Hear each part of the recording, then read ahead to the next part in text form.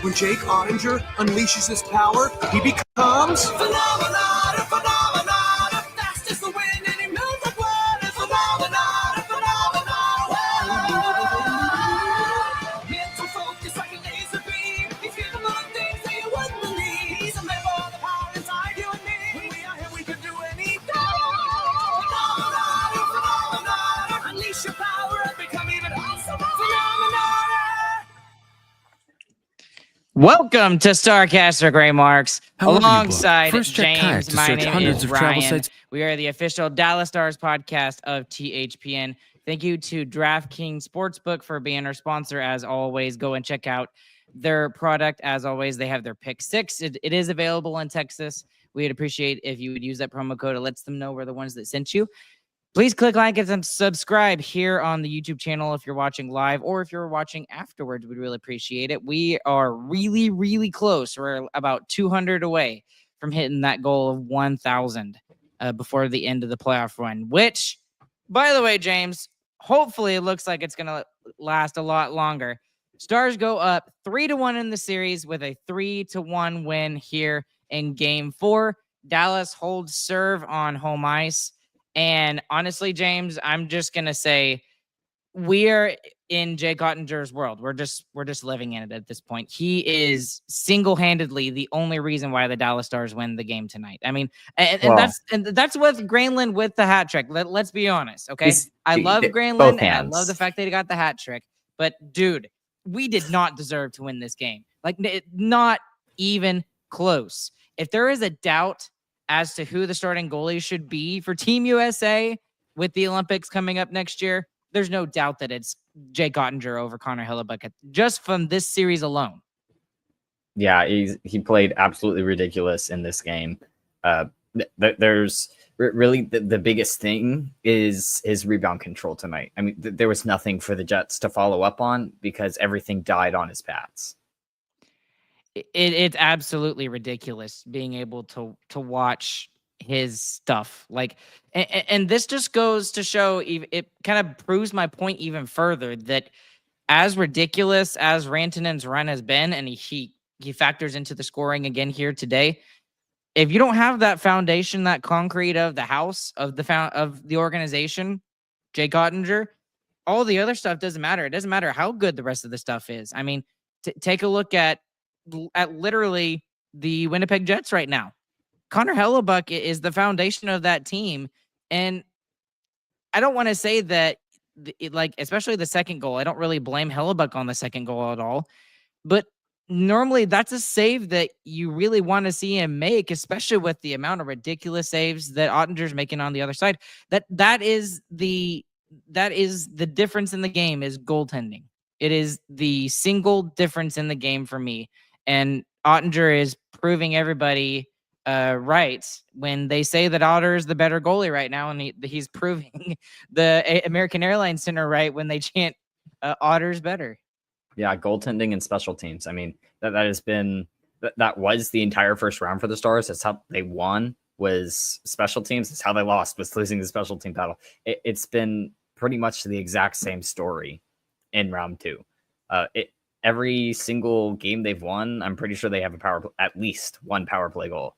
So they've just kept that clicking. And then on the other side too, playing very good shorthanded as well. And Otter's a big part of that. This is an interesting comment. I love when people disagree with me because it makes me think a little bit. But Larry Brown over here with a very good comment, and we're going to talk about it here. I wholeheartedly disagree with you on that. The PK was fantastic, and the Stars did what they needed to do to secure the win, so they absolutely deserve the W. Okay, so and that is a right way to look at it, in my opinion. That is absolutely a good way to look at it. The PK was fantastic, and they did do what they needed to do to win the game.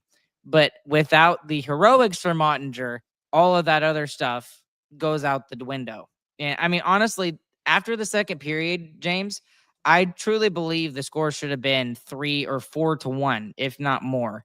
And they even had opportunities in the third period to tie it up at 2.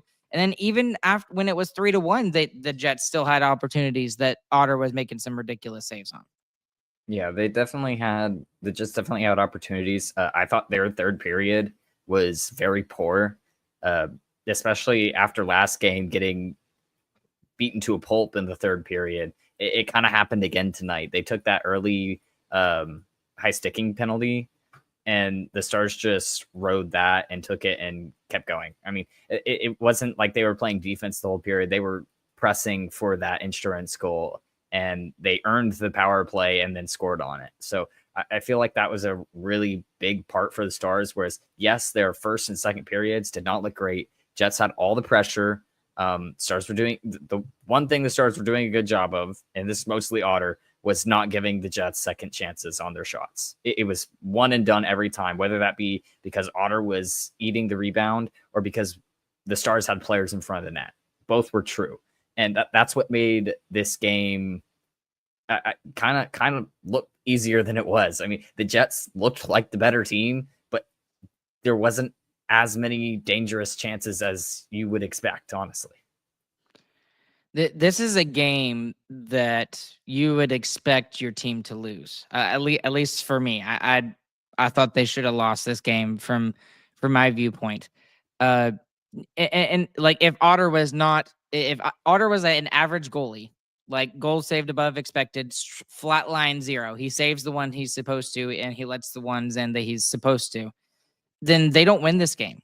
That just based off of the play and how the Jets were very, very good in the first and second period. And the thing that kind of threw me off a little bit was the scoring chances after the second period. They flashed a graphic up there on ESPN, and it said 11-7 in favor of Winnipeg. And I was just like, there is no way. There's absolutely no way that it's that close. Like there's only a 4 chance differential. I thought surely like 15-16 at least. So that just kind of threw me off in the fact that there were a lot more high quality chances that I thought Winnipeg got.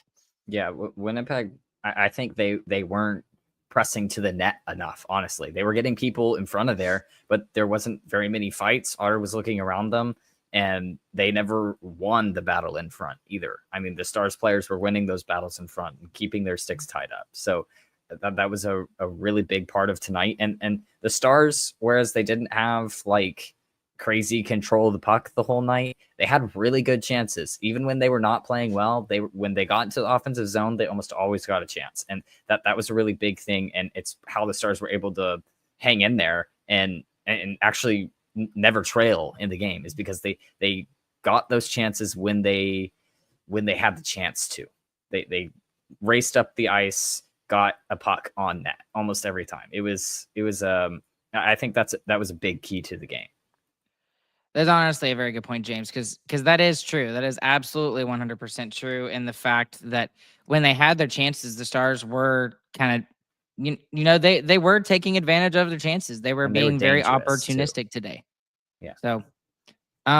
So I want to jump into a couple of other things here. The other thing I wanted to jump into was about Miro Heiskanen. Obviously, that's the biggest headline going into the game today. Normally we would have started with that, but considering how great Otter was, he was the big storyline coming out of the game, post game. But I mean, Miro Heiskanen, he gets his first start in months. They go 11-7, just like Sean Shapiro was talking about. Just like I kind of stole his thunder a little bit, kind of jumped on his bandwagon with his whole idea. First off, with Miro, what did you see out of Miro tonight? What impressed you? What was concerning? How did he look? I think the most impressive thing from him was his play on the power play. I mean, he slotted in there. He looked really good. And you could tell the Jets weren't really as prepped for it as they were with Harley. I mean, with Harley, they're jumping up on him. They're not giving him any space. But that doesn't matter with Miro. Miro makes those quick passes. That's what he's best at, is dishing it out. And that's how Granlund gets his third goal of the game. It's a dish from Heiskanen on the power play. Yeah, and that's very true. And that was something that Pete DeBoer talked about. He's just like, yes, Miro's going to come back into the lineup, but he's not taking over the power play from Thomas Harley. Wow, great coaching job, Pete DeBoer. I still think it's the right choice too, though. I mean, Harley has been absolutely spectacular. He's great at getting shots through the first blocker, and now you have two power play units that are going to have two completely different styles from the top. You know, you got one who's a shooter and likes to try to get those tip opportunities, and the other one is just a disher. And having such contrast on the power play like that can really help if you're able to keep guys hot. And it makes a lot of sense too, because it just allows you to rest guys a little bit more. So I'm honestly looking at the time on ice. I am quite shocked tonight, James. Have you looked at the time on ice? Yeah. Okay. So to tell our audience, and I'll fill everybody else in, Harley with 26:09 tonight. Holy crap. That's a lot. Esa Lindell with 25:02. Cody Ceci with 20 minutes and 37 seconds on ice with 7 defensemen. That is, I mean, as much as Harley and Lindell played a bunch, that is a lot for Cody Ceci with 7 defensemen on the roster tonight. Like, that says a lot about how the coaching staff feels about Cody Ceci. Yeah. Heiskanen with 14:52. Labushkin with 11:53. Petrovic with 7 minutes 15 seconds. Bishop with 7 minutes and 50 seconds.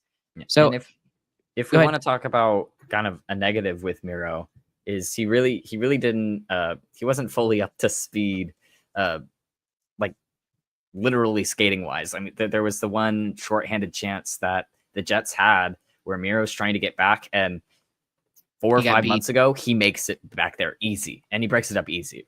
And he just did not have the speed in there to get back. And yes, it's Kyle Connor. He's very fast, but it's Miro Heiskanen is also an extremely fast player. So you can tell the speed isn't quite there. And maybe that's just from not playing in a game for 4 months. I think the broadcast said he missed either 39 or 42 games.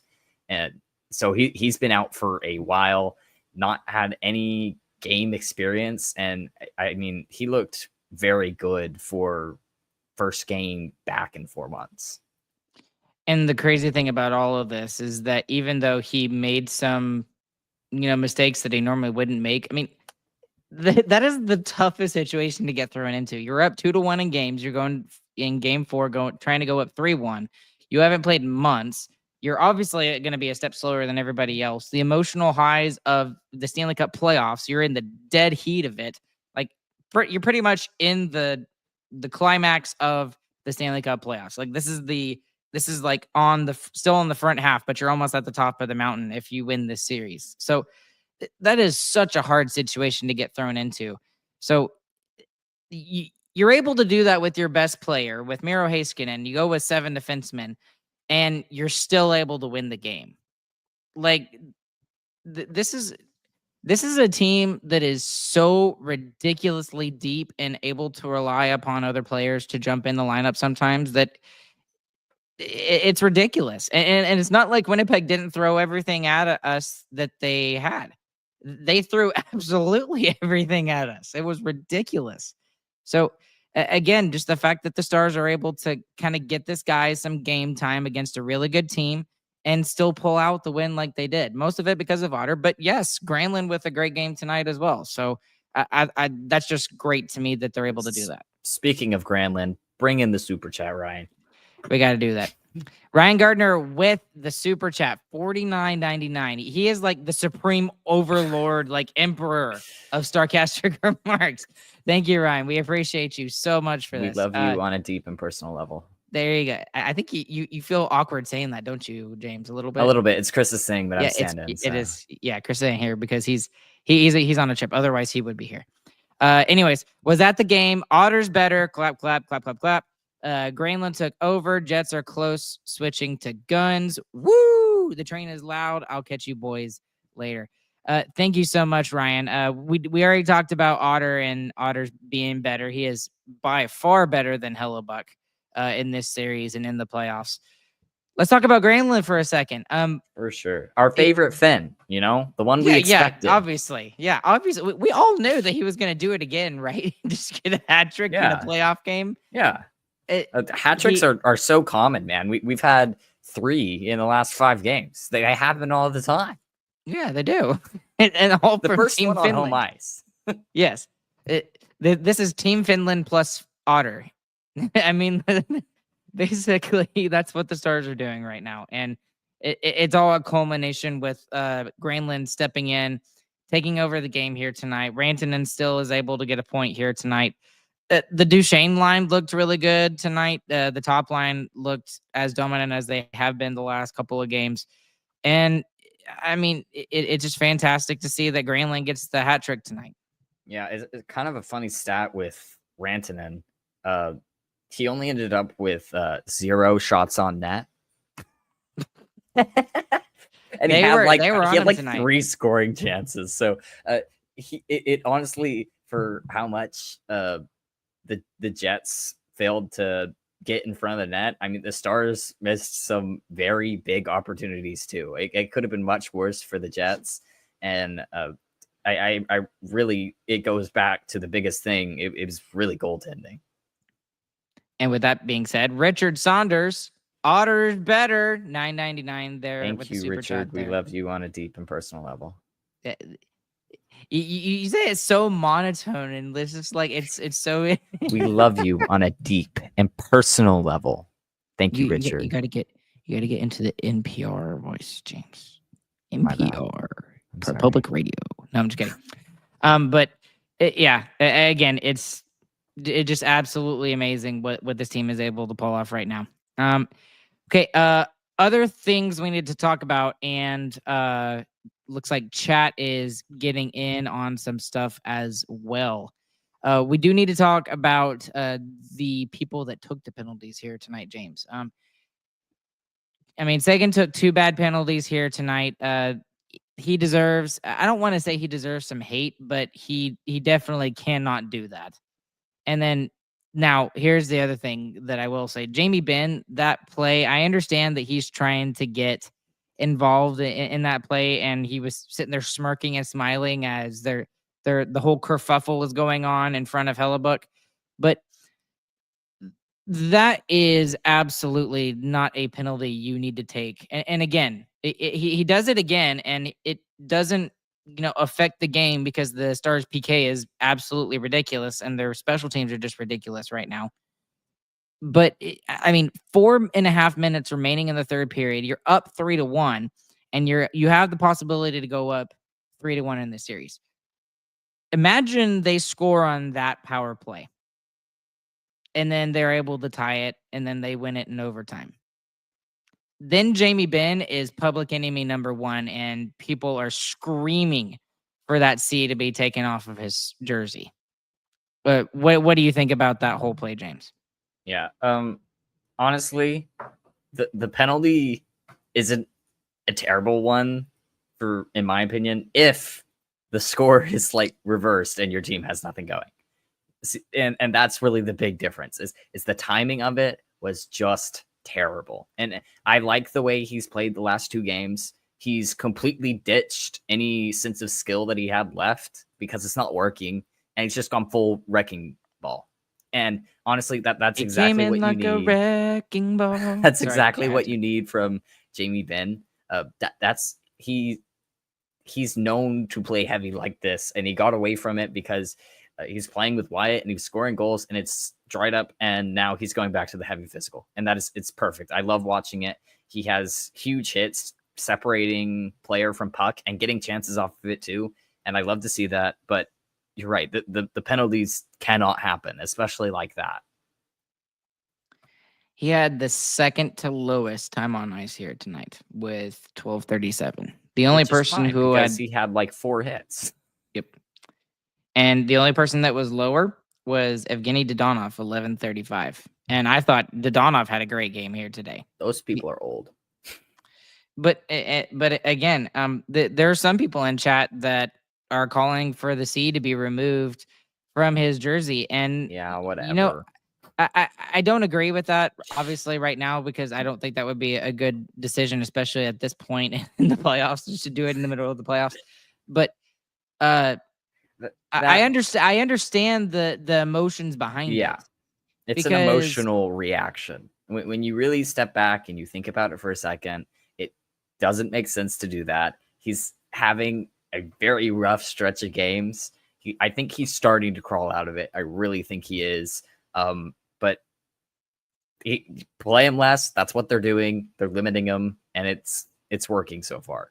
Give him a little more time. There's other people who are popping off, the Finns especially, going nuts. Don't need him yet. Let him keep building up that confidence back up, and then just hopefully he scores a big one when you need it. And that's what it was in round 1 too. Like we dogged on him, especially late in that series because he was terrible. But he scored one of the 2 goals in the OT game winner in game 2, I believe, or game 3, I believe. Game 3. It was game 3. So he has scored a big goal for this team, and it's probably not going to be the last one either. I mean, there's a lot of people that have a lot of strong opinions over here, James, about Jamie Benn, and a lot of it is, who deserves the C. I mean, Larry, with who would you pick for captain over Ben? JC over here saying Rantanen should have an A or a C next year. I think that's a given, especially how he's played in the playoffs. Harrison said, and I agree with this very much so, this is not a discussion you have until the offseason. But the problem is that we're having this discussion right now because it is noticeable. Yeah. And it is a problem. And despite, that happening, Jamie Benn taking some ill-advised penalties, I'll say it a PC way. Not everybody coming in with a good I don't know. I mean, like the guys like Duchene. Like Duchene has legit been invisible, especially offensively. And I think he even gets an assist tonight, doesn't he? Who? Duchene? Yeah, he got one. Yeah, he gets an assist tonight, but it's still not enough to take the pressure off of him and all the things that are being talked about with him. So despite all of those things, and even all the good things that are happening with Rantanen being ridiculous, he's involved in like 17 of the last 19 goals. Otter going off, and this is the best playoff game I've seen Otter play ever. Oh yeah, and I'm putting it over Game 7 against Calgary in 2022. I wouldn't put it over that, but no, it's the best in recent memory for sure. Since that Calgary series, this has probably been his best game. So just and this is what we have to discuss: is Jamie Benn and taking the Z away? Well, I mean, we don't have to discuss it. We can talk about $50 super chats instead. Good night, guys. Thank y'all. The hook 'em with $49.99. Let's go Stars. Thank you, hook 'em. Yeah, do what? Good thing Chris isn't here. Yeah, he's an Aggie. Sorry, hook 'em. But either way, it's okay. We're friends here. We're all friends here on Starcastic Remarks, talking about the Stars here.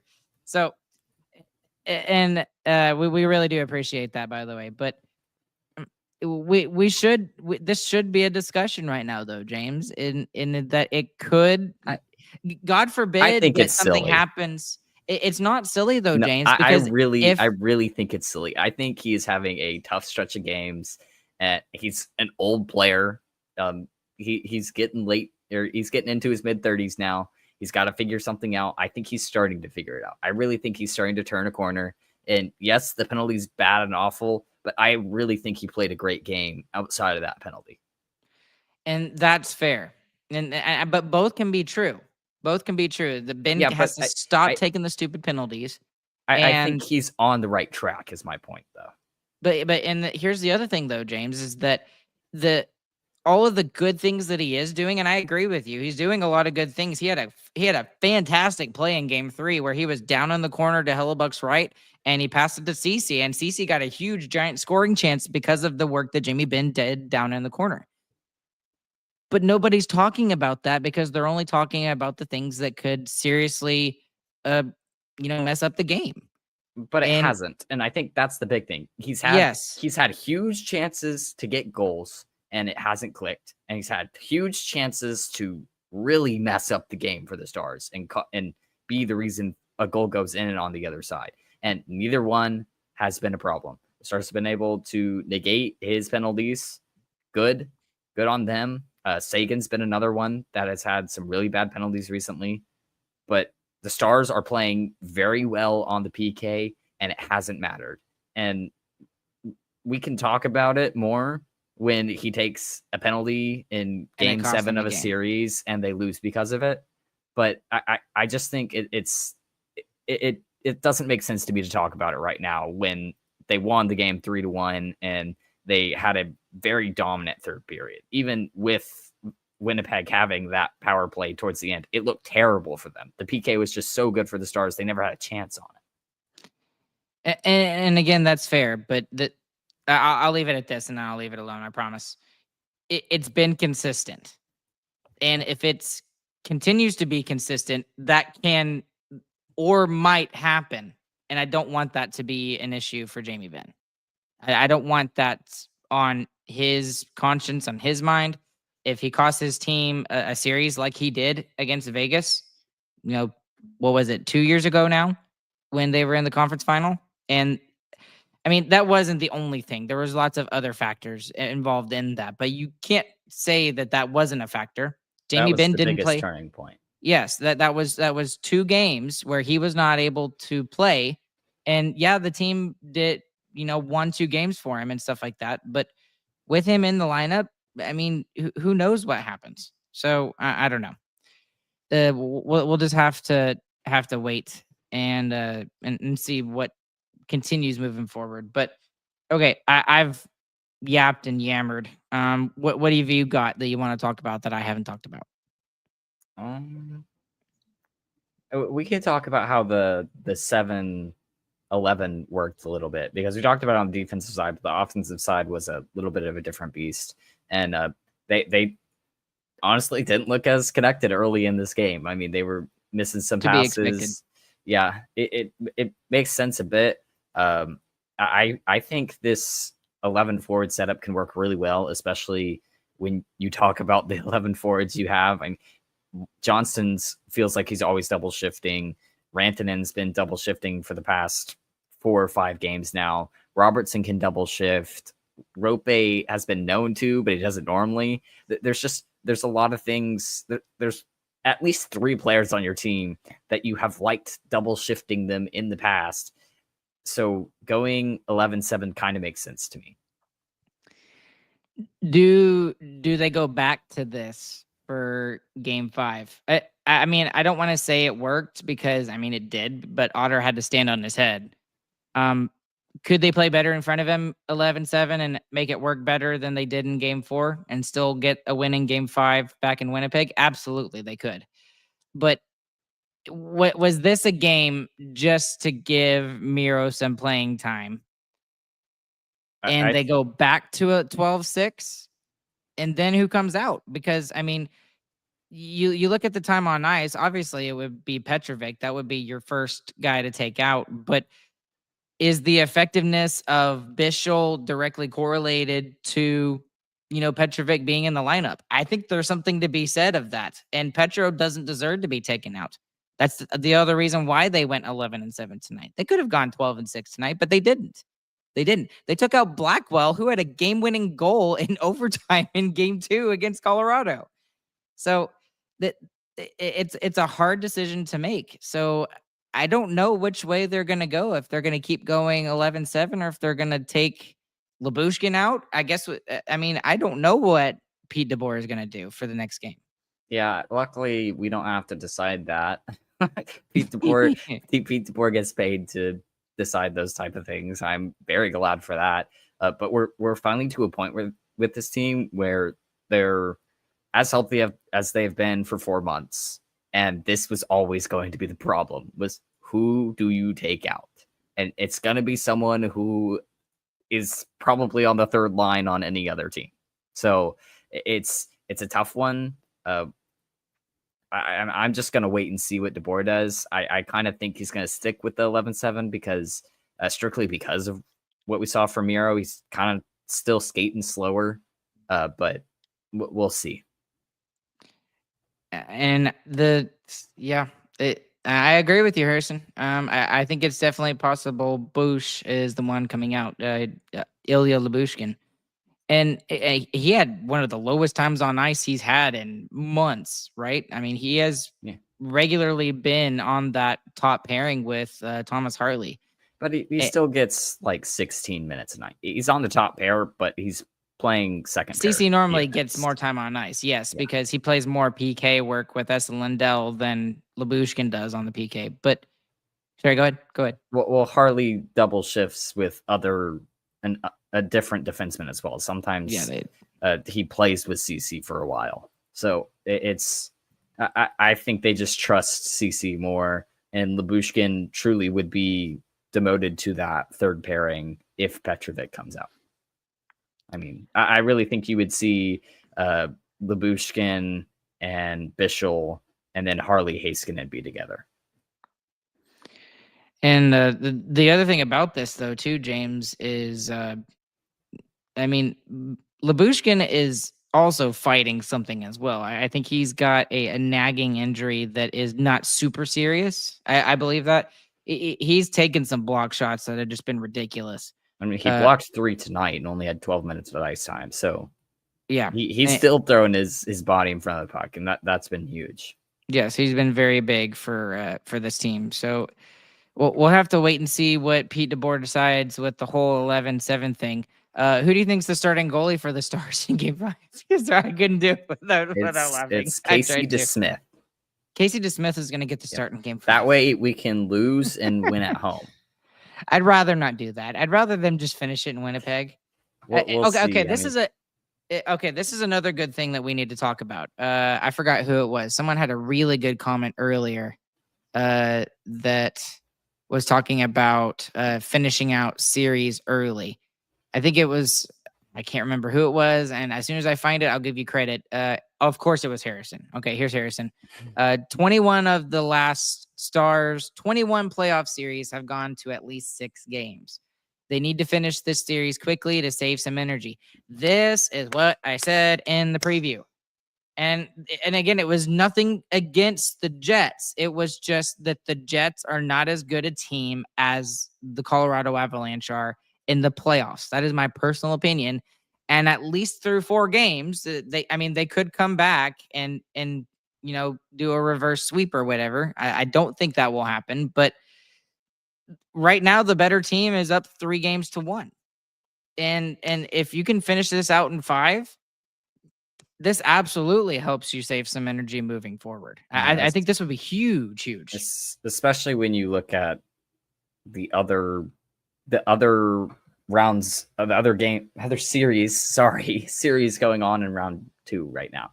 I mean, all but one are now 3-1. The only one that's 2-2 is Toronto and Florida. Ironically enough, the only one that was 2-0 to start. The Leafs just find a way to make it hard on themselves. But that's exactly what the Stars can't let happen. They can't make it hard on themselves. The last time they made it to the Stanley Cup final was that 1 out of 21 that they finished a series early. They beat the Golden Knights in 5 in the bubble playoffs. That was the last time they finished a series early. So if they can get that done, they're going to give themselves a much better chance, especially against Edmonton, who is a very fast team, and you're going to want to be pretty rested for to start it off. And James is also making an assumption here because they haven't won yet, but I watched the game. Yeah. I watched the game last night, James, and oh man, like I think I might actually would rather play the Golden Knights than the Edmonton Oilers right now. And that's with the whole goalie carousel that they have with Skinner and I don't think Picker. it matters who the Stars play. Yeah. I mean, I think this is the first postseason where I'm just like, it doesn't matter who they play. They can beat them. And it's the most confident I've been in this team.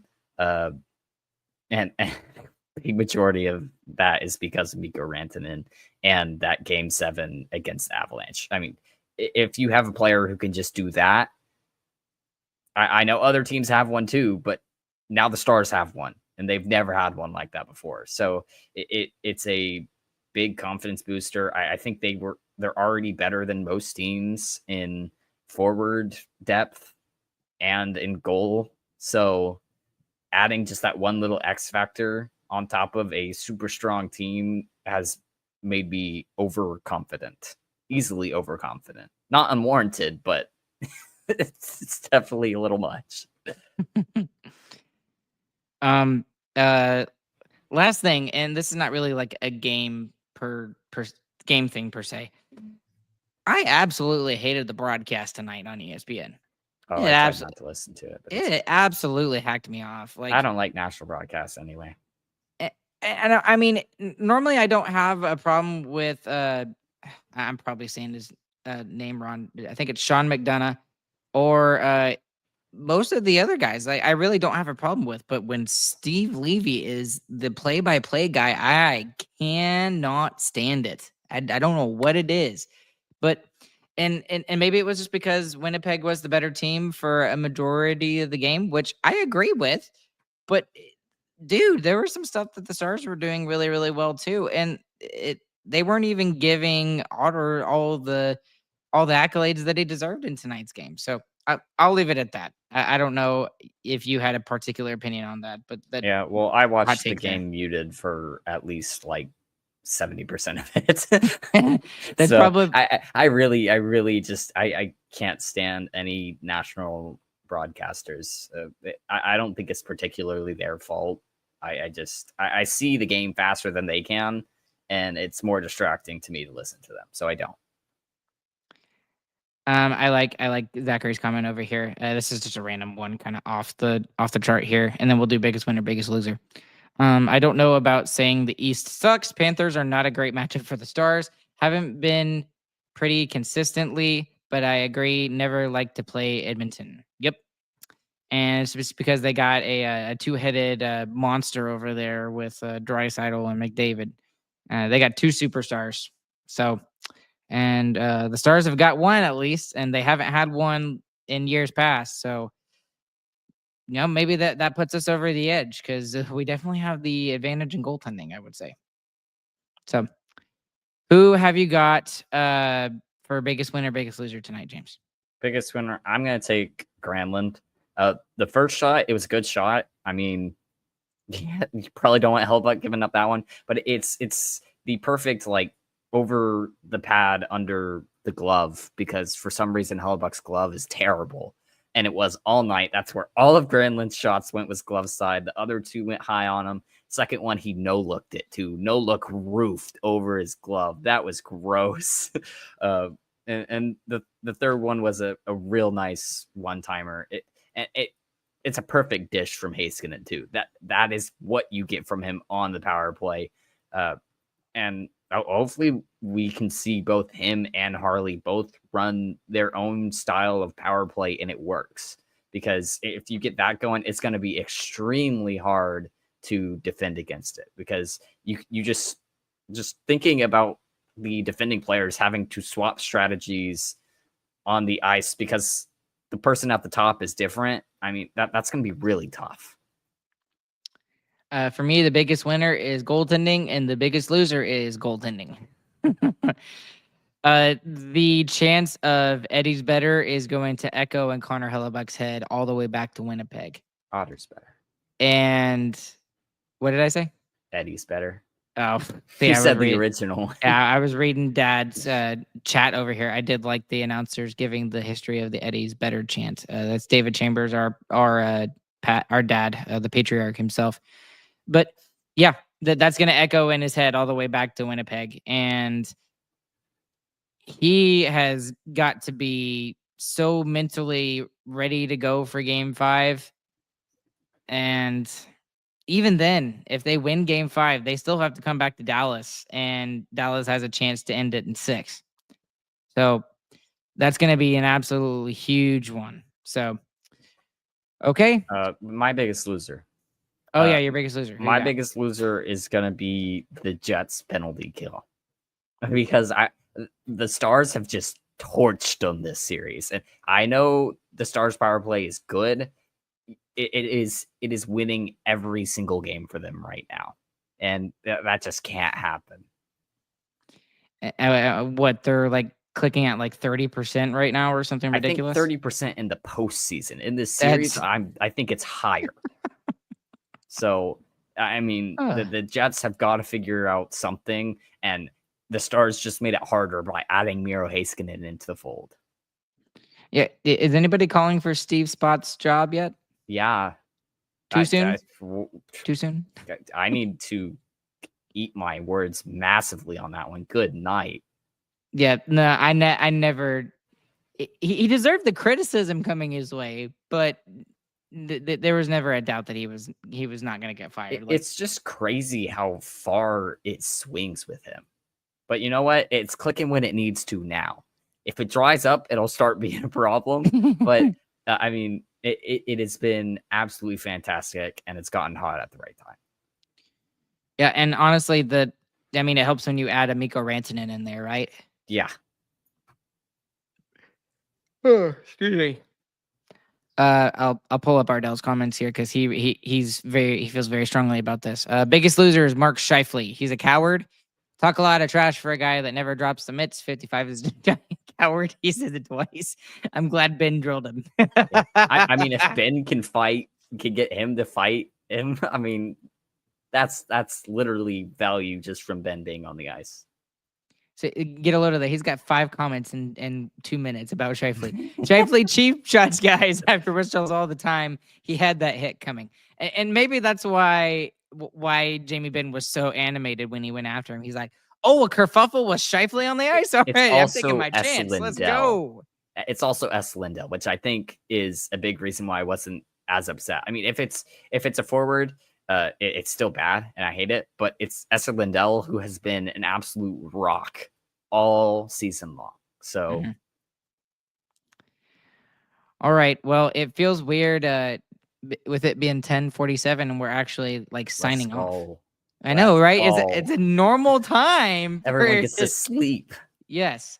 Like we actually have a regular time, and then we're gonna go back for if game 6 happens, it's gonna be something ridiculous like 8:50 again or whatever. But anyways, guys, that's going to do it for us here this evening. Thank you so much for following along with us live. There's even more of you that are listening or watching afterwards. Once again, if you're on YouTube, make sure you click like and subscribe, hit that notification bell. Again, we'd really appreciate it. We're trying to hit 1,000 subscribers before the end of the playoff run. The Stars are 1 win away from being a little bit closer to at least extending that to 1 more series. Follow us on social media at Starcastic or anywhere and everywhere. Starcasticremarks.com is the website.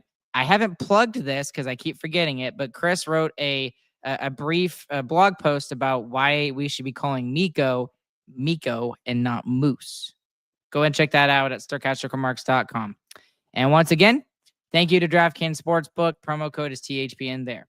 Alongside James, my name is Ryan. We will catch you guys on the flip side. We hope you guys have a fantastic morning, afternoon, evening, whenever you guys are listening.